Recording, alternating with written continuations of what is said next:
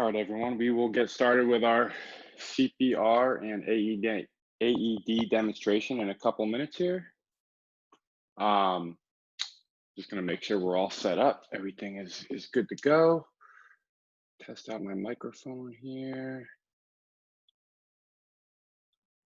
Test, test.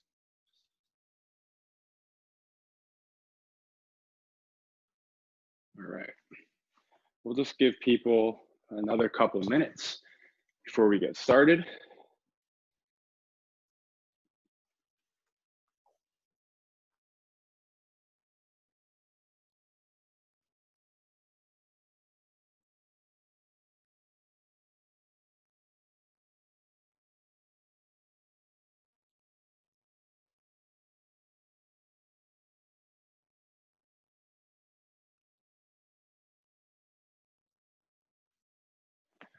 All right, one last check.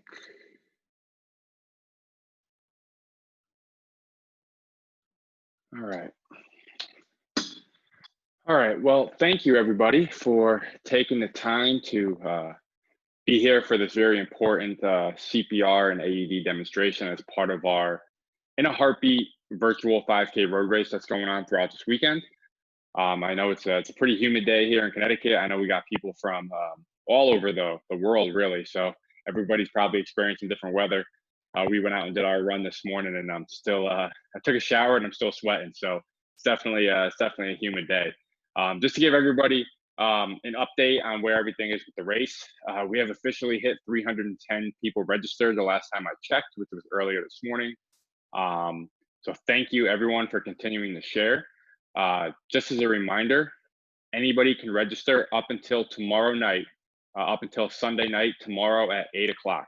So if you have family, if you have friends, we're actually broadcasting this live on Facebook. So if you're watching on Facebook and you haven't signed up for the race yet, but you'd like to participate, you can still do so just by going to our website, www.inaheartbeat.org. If you scroll down, you'll see a link. It says In a Heartbeat Virtual 5K Road Race, and you can sign up there. So again, thank you to everybody who's continued to share to make this such a successful event. Before we start with the CPR and AED demonstration, I'm just going to announce we have two more raffle winners. We have a $50 Amazon gift card going out to Ed Kiley. Ed Kiley for a $50 Amazon gift card, and a wine tasting for two to Hawk Ridge Winery here in Watertown, Connecticut. And that's going to Becky Mella, actually one of my former coworkers at Quinnipiac. So congratulations to them. We'll get those out in the mail today. All right, now to the important part of this video, our CPR and AED demonstration. Just to give you an idea how this is going to work, I'm going to try to keep this to like 30 minutes. I know everybody has stuff going on. It's Saturday. You probably don't want to be sitting in front of a computer. But I appreciate you taking the time to be here because these skills are very important. We're going to focus on three things. We're going to focus on, number one, assessing the scene, calling 911, knowing if someone's in cardiac arrest and how to know if they need CPR. Then we're going to focus on our hands-only CPR. We're not going to worry about breathing today. And then we're going to talk about the AED. At the end, if you're watching on Zoom, if you have a question, throw it in the comments section. I'll get up, I'll grab the computer at the end, and I'll go through the comment section and answer all the questions. If you're watching on Facebook, you can just leave a question in the comment section, and I'll, when the video ends, I'll go back and I'll respond to the comment right on our Facebook page. So please ask, because I'm going to be flying through this information. I'm going to try to cover everything, but if you have any specific questions about infants, children, adults, what the differences are, something that I missed, definitely ask, and we will answer your question for you. So first, a couple statistics here. Why is this important? Statistically, 365,000 people a year suffer from sudden cardiac arrest across the United States out of the hospital. So that's, at home, at the gym, at church, within their community, out walking, out running, 365,000 people going to sudden cardiac arrest. The survival rate is less than 10%. The only way you can survive sudden cardiac arrest is by getting immediate CPR and quickly shocked by an automated external defibrillator. And if those two things happen, the survival rate's actually pretty high. But unfortunately, a lot of times there isn't immediate CPR done. There might not be an AED on site. maybe someone's afraid to use the AED, afraid to start doing CPR, and those things gives the person's chances that collapse. It makes your chances drop very, very much.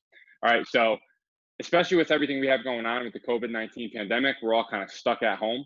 A scary statistic is that 70% of sudden cardiac arrest happens in the home.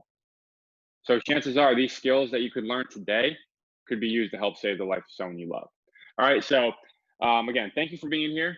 First thing is, how do we know if someone needs CPR? Well, the big thing is that if you watch the media, and we kind of do this as a society, we confuse the term sudden cardiac arrest and a heart attack. We kind of use them interchangeably. They are different. A heart attack has to do with the plumbing of the heart. So someone can be conscious, they can be talking, they might have chest pain, they might be sweating, they might not be acting like themselves, but they're going to be conscious talking to you, and those are the signs of a heart attack, and that's a very, very critical emergency, and that person needs to go into a hospital right away.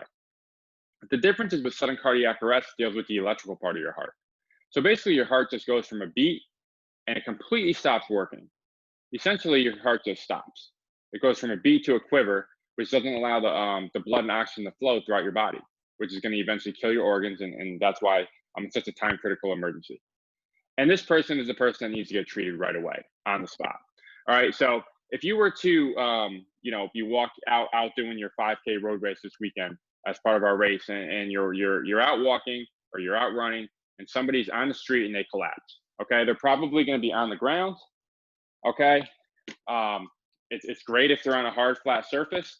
If they're on the ground, that's the ideal place to do your CPR. But the first thing you're going to do is someone in cardiac arrest is completely unconscious. All right, so you're gonna try to get a response from them, because you want to see if what you do can generate a response, and if it does, they might not be in cardiac arrest. So you're making sure the scene is safe. All right, you don't want to put yourself in a situation that's going to hurt yourself. The scene is obviously safe here. I'm in my living room, but you always want to take a second, look around, think about what could have caused this person to go down. We live in a world right now where a lot of different things might happen. So take a second to make sure it's safe for you to go in and help. All right, the scene is safe. And now I want to kneel. I'm on the side of the person. I want to try to get a physical response and a verbal response out of them. One or the other. So I'm going to kneel down on the side. I'm going to hit them on their shoulders. All right, and I'm going to yell, "Are you okay? Are you okay?" Okay. And someone that's in sudden cardiac arrest is not going to respond to you. They're going to be completely unresponsive. All right. So when you hit them, okay, they're not going to push you away. They're not going to jump. All right. And when you yell, "Are you okay? Are you okay?" they're not going to respond to you. Okay. And that's what you're trying to get in this first step here, is you're trying to get a physical response or a verbal response. All right. So you do your first step. "Are you okay? Are you okay?" No response. Now you want to call for help. Ideally, if multiple people are around, there's multiple people that can do different things, to give this person the best chance of surviving. So you're yelling for help, "Help, I need some help." All right. Say there are people around. Say someone comes. All right. You want to give people jobs to do. And I'm going to talk about these jobs individually, but the 3 jobs you want to do, you want to give are: number 1, you want somebody to call 911. Number 2, you want someone to go get the AED and bring it back to you. And number 3, if you're inside somewhere, like a home, an office, a gym, you want to send someone outside to wave down the ambulance. Okay, I'll start with calling 911. When you call 911, don't panic. I know this is a stressful situation. They're going to ask for your address. They're going to ask where you are. And once you give them that, they're going to put you on hold. They're going to dispatch an ambulance. So when they put you on hold, don't think that that's delaying the ambulance arriving. They're dispatching the ambulance, then they're going to come back on and they're going to ask you questions. And again, don't think that these questions are delaying the arrival of the ambulance. The dispatcher is relaying these questions to the people in the ambulance, EMS, so that they are coming into this emergency properly equipped. So give them as much details as you can. The other thing that dispatchers will do is most of them will provide instruction. So they will actually provide what we call telephone CPR. All right, so they're going to say, "Are you certified in CPR? Are you comfortable giving CPR?" If you say yes, they'll tell you where to put your hands. They'll tell you to count out loud, and they'll kind of coach you. Say, "Hey, you need to slow down a little bit.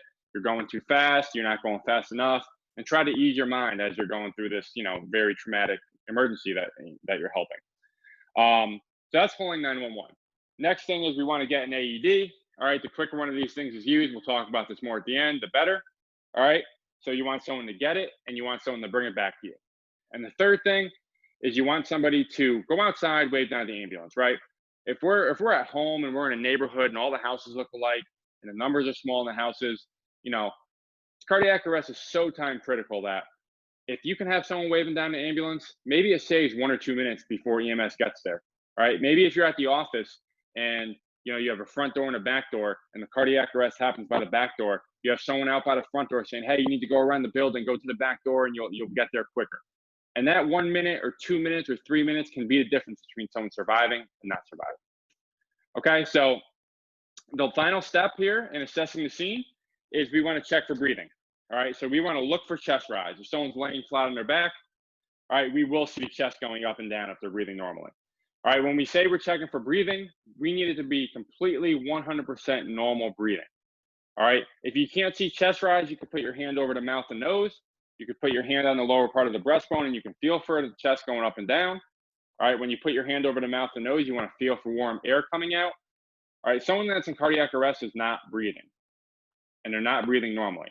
So one common mistake that happens if people go into cardiac arrest, and a common symptom, is they start agonal gasping. All right, agonal gasping is basically, it sounds like a snore, a snort, a groan, a long drawn out breath. Okay, this is not normal breathing. It is a very common sign of sudden cardiac arrest, and this person needs CPR immediately. Okay, so again, just to run through that. All right, the scene is safe. I look around, I look side to side, I look up. I kneel down on the side of the person. Are you okay? Are you okay? No response. Help, help, I need some help. You call 911. You go get an AED. You go outside, wave down the ambulance. All right, let me check for breathing. The person's not breathing. Okay, they need CPR. Okay, just a reminder, if you have any questions, throw them in the chat. This process is the same for an adult. It's the same for a child. The only difference on a really small infant is instead of tapping them on the shoulders, the suggestion is to tap them on their feet, because infants might be more prone to react to being tapped on their feet. So that's where you might get the reaction out of them. Okay, so next step here, we're going to talk about our chest compressions. All right, so CPR, it's made up of 2 steps, giving compressions and giving breath. I'm going to talk really quick on why there's a big emphasis now on our hands-only CPR. Okay, so we, the American Heart Association talks a lot about the importance of doing hands-only CPR. You're not always going to be comfortable giving breath, and I'll tell you why. You might not always have a barrier device available. You might, the person might have fallen, hit their mouth on the corner of a table. They could be bleeding from the mouth. These are situations where you might not want to go bare mouth to mouth. So if you don't have a CPR mask, you don't have a shield, you're not going to, especially with the pandemic that's going on right now, we don't want to put our mouth on somebody else's mouth. So the issue was that in studies, they found that people that were in this situation just weren't doing anything at all. And they were just walking away saying, okay, I can't give mouth to mouth, so I can't help this person. And that's not the case. If you're in this situation, if you aren't comfortable giving breath, if someone's bleeding from the mouth, whatever the reason, you can do hands-only CPR, and that can help save their life. Okay, hands-only CPR is essentially just doing compressions and not stopping. So if you were to give breath, you would be giving 30 compressions to 2 breaths. All right, but if you're not giving breath, you're just doing hands-only, you're doing chest compressions, and you're not stopping. You're not stopping until an AED arrives or until EMS arrives. So you're just going to do straight chest compressions. Okay, if you have any doubt, my suggestion is always to give your chest compressions. Start CPR. All right, someone that's in sudden cardiac arrest is clinically dead. They can't get worse. I was teaching a class with somebody one time, and they said the best way to know that somebody doesn't need CPR is if you start pumping on the chest and they yell out, right? Because someone that's in cardiac arrest is not going to feel what you're doing to them. So if you have any doubt whatsoever, if breathing is abnormal, if you're unsure, my suggestion is start doing CPR. Okay, so a couple keys to doing chest compressions here. All right, so again, it's ideal to be on a hard, flat surface. Not every situation is ideal, right? If someone was in a bed and you're not physically able to remove them, it's not ideal to do it in a bed, but you have to do what you can do. You do the absolute best that you can, and that's really your job in this situation. All right, so when I give my chest compressions here, all right, I have a knee at the shoulder, knee at the waist. All right, I want to be up and over the person. All right, if I'm far away, I don't want to push this out of the screen, but if I'm far away I'm not pushing straight down anymore. I'm pushing out. So I'm going to be right, basically touching their side, up and over the person. All right, so I can push straight down in the chest. All right, I'm going to take the heel of one hand. I'm going to put it right in the center of the chest. Couple ways to find where to put your hands. You know, you can go right on the nipple line, or we all have a notch in our chest here. I know there's a slight glare. This little notch in the chest is in the mannequin here.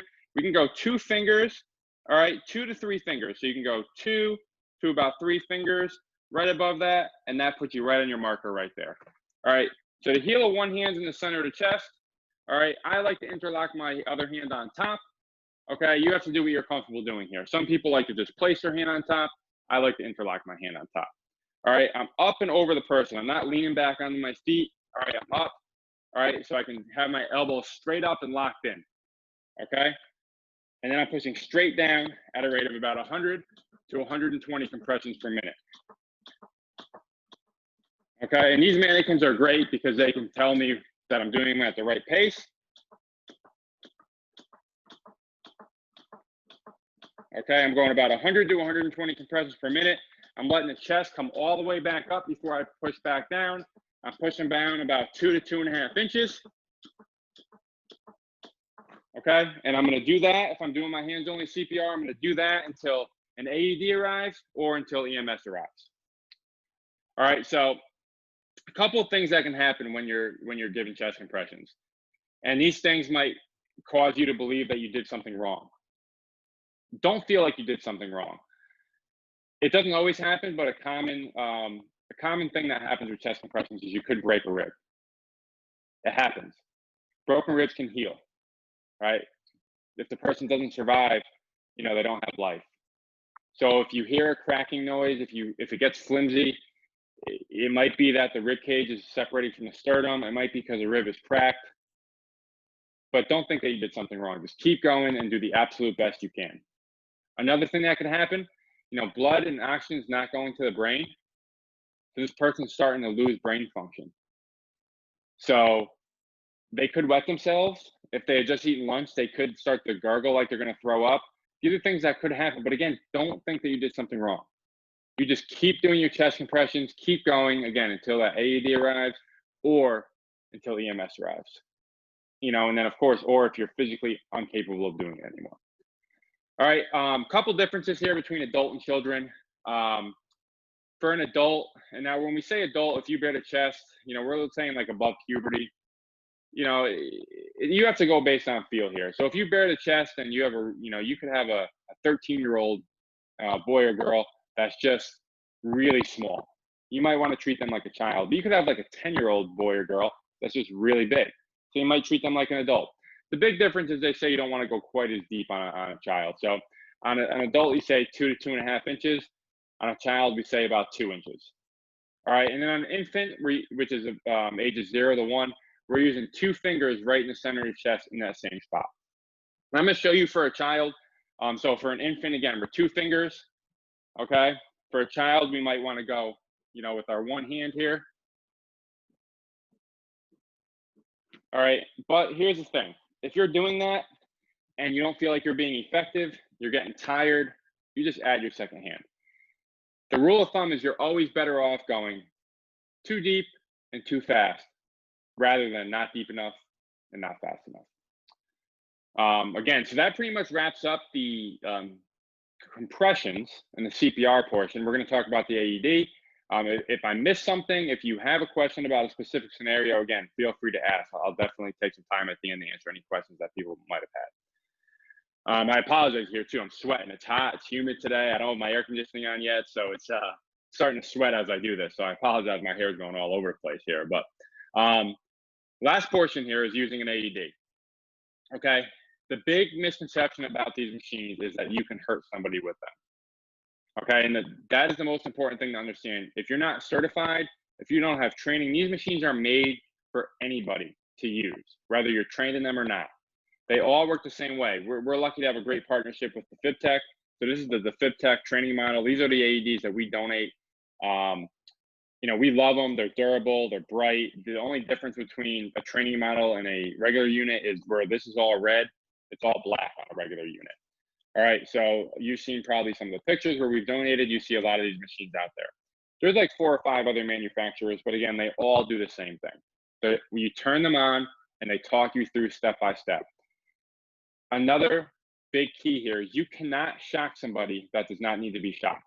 So that question comes up a lot when we do our trainings and when we give our AEDs. Well, how do I know if somebody needs to be shocked or not? Well, let the machine decide, right? If they're unconscious, if they're not responding, if someone's doing CPR on them, put the pads on them. The pad's going to read the heart rhythm, and then the pad's going to determine if the person needs to get shocked or not shocked. So do not be afraid to use one of these machines because you cannot hurt somebody. And the example I always use is if you took a live unit off the wall, you turned it on, you put the pads on me right now, you cannot shock me because the machine would read my heart rhythm. It would determine that it's completely normal right now, and it would not allow you to shock me. Second thing about the AEDs, the quicker they're used, the better the chance of survival. So CPR is super important. Calling 911 is super important. But really, this is what's going to save somebody's life. You're not going to, someone that's in cardiac arrest, CPR is buying time. It's keeping blood flowing. It's keeping oxygen flowing. It's keeping the person alive. It's keeping their brain alive. But the person's not going to just jump up out of cardiac arrest because you do CPR on them. They need the electrical shock, right? Because we talked about when you go into cardiac arrest, your heart goes from a beat, beat, beat to just a quiver. And this shock is what is going to make that go from a quiver basically to a flat line to a heartbeat.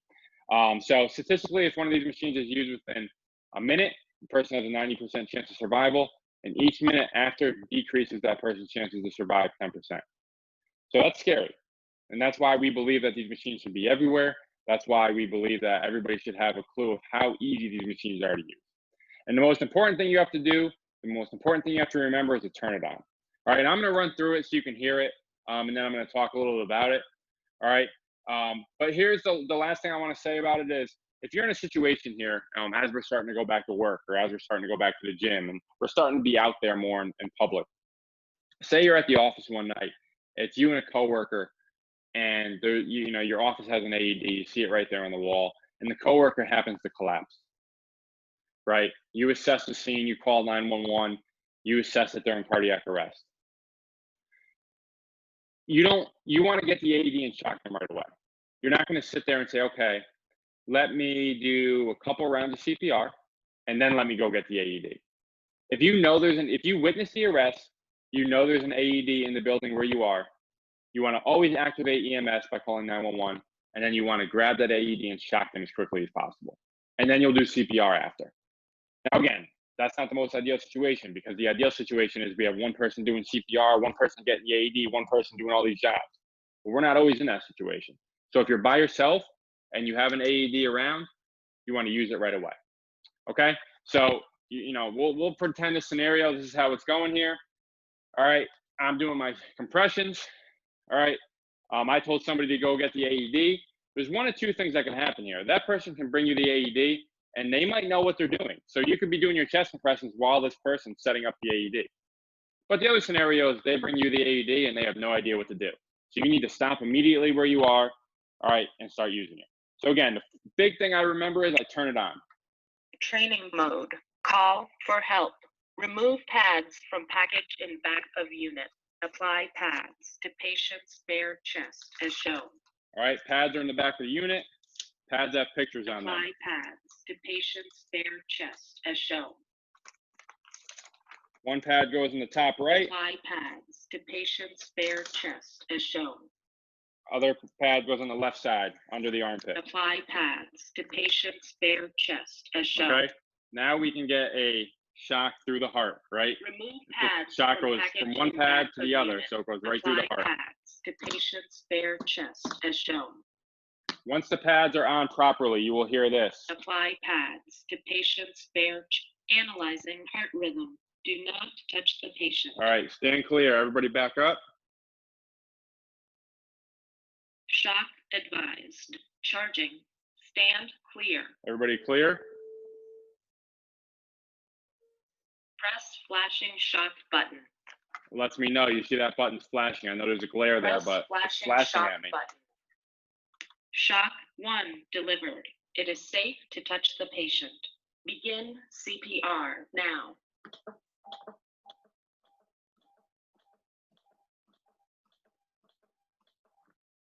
I'm going to turn it off just so I can talk a little bit about it here. All right, so as you could see, it talked you through it. So it's not going to move from one step to the next step until you do the previous step properly. So it's not going to start analyzing until those pads are pressed down and in the right place. Okay, the pads have pictures on them. All right, I know it's probably hard to hear me talking over the machine, but they show one on the right side of the chest, under the collarbone, the other one on the left side, under the armpit.